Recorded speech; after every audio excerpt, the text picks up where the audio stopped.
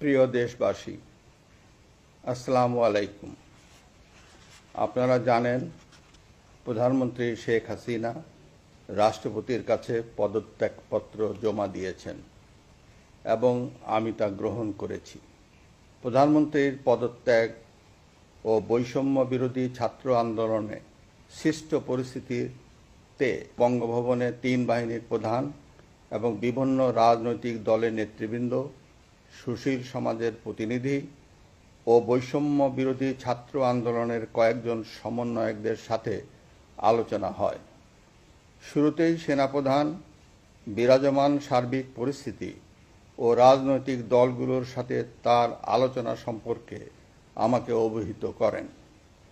রাজনৈতিক নেতৃবৃন্দও এ সময় তাদের বক্তব্য তুলে ধরেন।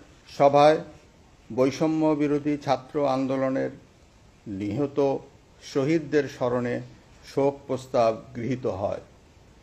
এছাড়া জরুরি ভিত্তিতে একটি অন্তর্বর্তীকালীন সরকার গঠনের সিদ্ধান্ত নেওয়া হয়।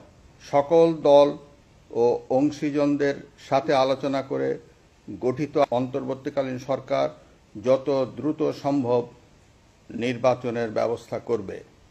বৈষম্য বিরোধী ছাত্র আন্দোলন ও বিভিন্ন মিথ্যা মামলায় আটকসহ সকল বন্দীদের মুক্তি দেওয়া হবে। বৈষম্য বিরোধী ছাত্র আন্দোলনের নিহতদের পরিবারদের ক্ষতিপূরণ প্রদান ও আহতদের সুচিকিৎসার প্রয়োজনীয় সকল সহায়তা দেওয়া হবে। সর্বসম্মতিক্রমে বিএনপির চেয়ারপারসন বেগম খালেদা জিয়াকে মুক্তি দেওয়ার সিদ্ধান্ত নেওয়া হয়।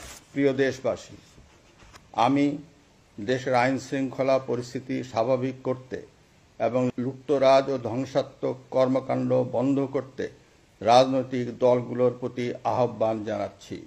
জনগণের জানমাল ও রাষ্ট্রীয় সম্পদ রক্ষায় সশস্ত্র বাহিনীকে কঠোর পদক্ষেপ নেওয়ার নির্দেশ প্রদান করছি। সাম্প্রদায়িক সম্প্রীতি ও সংখ্যালঘুদের নিরাপত্তা নিশ্চিত করতে এবং সরকারি সম্পত্তি রক্ষায় সকলকে এগিয়ে আসার আহ্বান জানাচ্ছি। দেশের অর্থনীতি, প্রশাসন ও শিল্প কলকারখানা চালু রাখার লক্ষ্যে সকলকে কার্যকর ভূমিকা রাখার আহ্বান জানাই। এছাড়া যারা হত্যা ও সহিংসতার সাথে জড়িত নিরপেক্ষ তদন্তের মাধ্যমে তাদেরকে আইনের আওতায় আনা হবে। গণপ্রজাতন্ত্রী বাংলাদেশের সংবিধান অনুযায়ী অনতিবিলম্বে বর্তমান সংসদ বিলুপ্ত করা হবে। দেশের সকল অফিস আদালত স্বাভাবিকভাবেই চলবে। প্রিয় দেশবাসী, আসুন আমরা দেশকে বাঁচাতে একযোগে কাজ করি।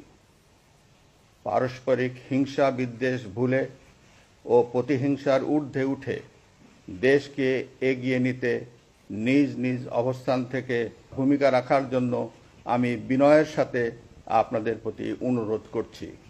একটি সুন্দর ও সোনালী ভবিষ্যতের প্রত্যাশায় আমরা এগিয়ে যাব ইনশাআল্লাহ।